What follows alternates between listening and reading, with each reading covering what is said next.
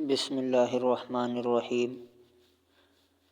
آج ہم سورہ فاتحہ کو رس شروع کر رہے ہیں، جس کے اندر انشاءاللہ ہم آہستہ آہستہ سبقاً پڑھتے جائیں گے۔ اس کے فضائل کے بارے میں، قرآن کے فضائل کے بارے میں، اور سورہ فاتحہ کا مقام قرآن میں کس مرتبہ کا ہے، یہ بھی انشاءاللہ ہم آگے انشاءاللہ جانتے جائیں گے۔ آج ہمارا سبق سورہ فاتحہ کے فضائل ہیں۔ فضائل فضیلت کی جمع ہے، جس کے معنی برتری کے ہیں۔ فضیلت صورت، کسی صورت کے بارے میں کسی خاص امر کے متعلق زبان نبوت سے نکلی ہوئی بات کو کہتے ہیں، جو کہ باقی تمام صورتوں سے اس کی صفت میں برتری کا سبب بنتی ہے اور اسی خاص وصف میں درجہ انفرادیت حاصل کر لیتی ہے۔ ویسے تو قرآن مجید اول تا آخر سبب رحمت اور تمام خوبیوں کا جامع ہے، لیکن اس کے باوجود ہر صورت کے بارے میں انفرادی طور پر احادیث میں فضائل بیان کیے گئے ہیں، اس بات کی وضاحت کے لیے کہ مذکورہ صفت میں باقی صورتوں سے اتم ہے۔ سورہ فاتحہ کو باب فضیلت میں بڑا حصہ ملا ہے۔ مختلف احادیث میں سورۃ الفاتحہ کی فضیلت مختلف انداز میں بیان کی گئی ہے۔ ایک، سورہ فاتحہ شفا ہے۔ نبی کریم صلی اللہ علیہ وسلم نے فرمایا، سورہ فاتحہ ہر بیماری کے لیے شفا ہے۔ ایک اور روایت میں ہے کہ موت کے علاوہ۔ حضرت عبداللہ بن عباس رضی اللہ تعالیٰ عنہ نے فرمایا، جب آپ کو کوئی پریشانی یا بیماری ہو تو سورہ فاتحہ کو مضبوطی سے پکڑو۔ دوسرا سبب بیان کیا گیا ہے کہ یہ عظیم سورت ہے۔ حضرت ابو سعید بن معلیٰ رضی اللہ تعالیٰ عنہ نے روایت ہے کہ کہتے ہیں کہ میں نماز پڑھ رہا تھا کہ آپ صلی اللہ علیہ وسلم میرے پاس سے گزرے۔ آپ صلی اللہ علیہ وسلم نے مجھے بلایا تو میں نہیں آیا، یہاں تک کہ میں نماز سے فارغ ہوا۔ پھر نبی کریم صلی اللہ علیہ وسلم نے فرمایا، جب میں نے بلایا تو کس چیز نے تجھے آنے سے روکا؟ میں نے کہا کہ میں نماز پڑھ رہا تھا۔ تو آپ صلی اللہ علیہ وسلم نے فرمایا، کیا اللہ تعالیٰ نے نہیں فرمایا کہ تم اللہ اور اس کے رسول کو جواب دو جب وہ تمہیں بلائیں؟ پھر فرمایا، کیا آپ کو یہ بات پسند نہیں کہ میں قرآن میں سے سب سے عظیم سورت آپ کو سکھاؤں؟ مسجد سے نکلنے سے پہلے صحابی فرماتے ہیں کہ نبی کریم صلی اللہ علیہ وسلم نے میرا ہاتھ پکڑا۔ جب ہم نے ارادہ کیا نکلنے کا تو میں نے کہا، یا رسول اللہ صلی اللہ علیہ وسلم، بے شک آپ نے کہا کہ میں آپ کو قرآن میں سے سب سے عظیم سورت سکھاؤں گا۔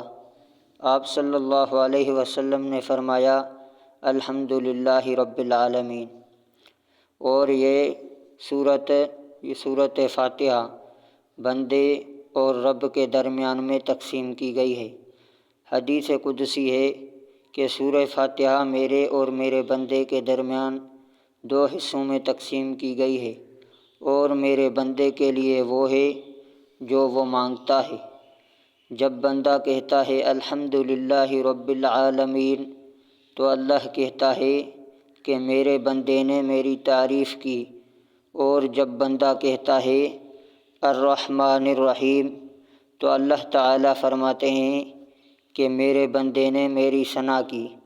جب بندہ کہتا ہے مالک یوم الدین تو اللہ تعالیٰ فرماتے ہیں میرے بندے نے میری بزرگی بیان کی ہے۔ اور جب بندہ کہتا ہے ایاک نعبد و ایاک نستعین تو اللہ تعالیٰ فرماتے ہیں یہ میرے اور میرے بندے کے درمیان ہے۔ یعنی ایاک نعبد میرے لیے، و ایاک نستعین میرے بندے کے لیے، یعنی میرے بندے کے لیے وہی ہے جو کچھ وہ مانگتا ہے۔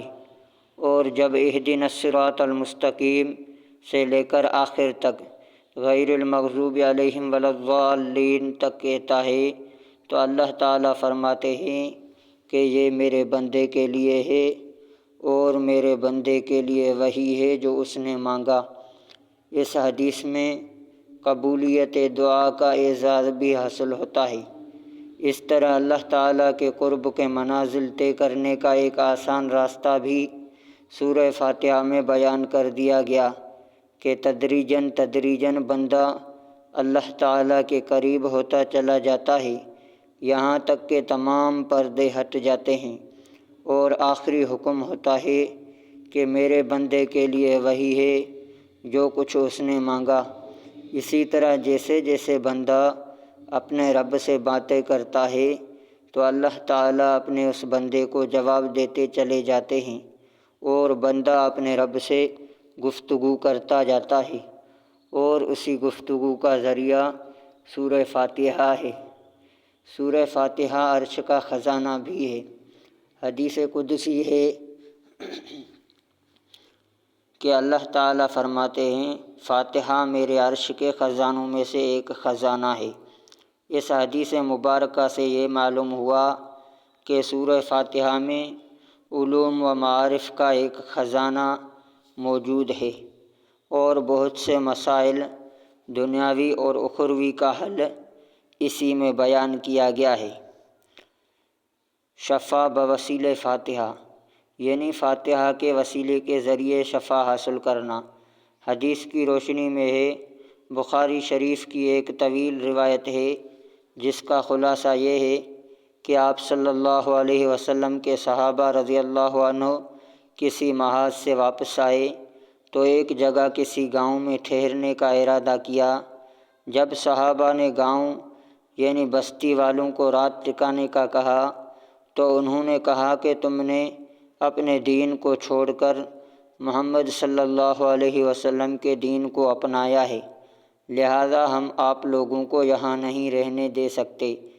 پھر صحابہ کرام اسی بستی کے قریب پڑاؤ ڈال کر ٹھہر گئے۔ رات کا وقت تھا۔ پھر ہوا کچھ یوں کہ اس قبیلے کے سردار کو کسی زہریلے موذی کیڑے نے ڈنگ مارا، جس کی وجہ سے اس کی طبیعت بہت خراب ہو گئی۔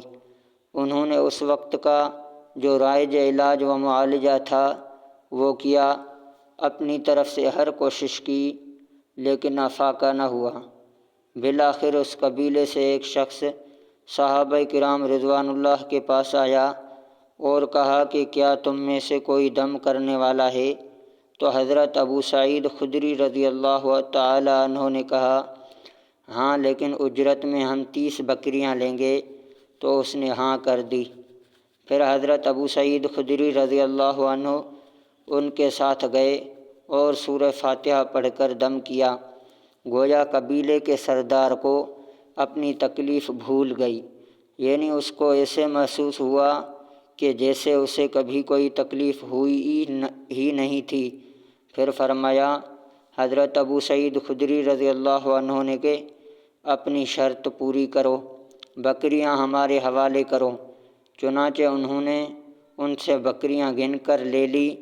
آپ رضی اللہ تعالیٰ عنہ نے تقسیم نہیں کی، بلکہ کہا کہ مدینہ طیبہ پہنچ کر رسول اللہ صلی اللہ علیہ وسلم سے دریافت کریں گے کہ یہ جائز ہے تو تقسیم کریں گے، ورنہ ان کے مالکوں کو واپس کر دیں گے۔ صحابہ نے مدینہ طیبہ میں پہنچ کر حضور صلی اللہ علیہ وسلم سے دریافت فرمایا۔ آپ صلی اللہ علیہ وسلم نے فرمایا کہ بے شک جن چیزوں میں تم اجرت لیتے ہو ان میں سے بہترین اجرت کتاب اللہ ہے، اور اس میں میرا حصہ بھی ڈالو۔ اس حدیث میں متعدد مسائل ہیں جو کہ درس حدیث سے تعلق رکھتے ہیں، لیکن یہ بات بھی معلوم ہوئی کہ سورہ فاتحہ میں اللہ تعالیٰ نے شفا بھی رکھی ہے۔ انشاءاللہ دوسرا سبق ایک دن چھوڑ کر تیسرے دن بھیجا جائے گا، یعنی کورس کی ترتیب یہ ہوگی کہ ہر سبق دوسرے دن بھیجا جائے گا، اور جو کوئی بھی کورس کا خواہش مند ہے وہ جن کو سبق جو اس کو مشق دی جائے گی وہ دکھائے گا۔ تو اس سبق کے اندر مشق یہ ہے کہ یہ جو آخری قصہ ہے یعنی شفا بوسیلہ فاتحہ، یہ کاپی کر لکھ کر فوٹو کھینچ کر گروپ کے اندر سینڈ کرنا ہے۔ وآخر دعوانا ان الحمد للہ رب العالمین۔ جزاکم اللہ خیرا کثیرا فی الدنیا والآخرہ۔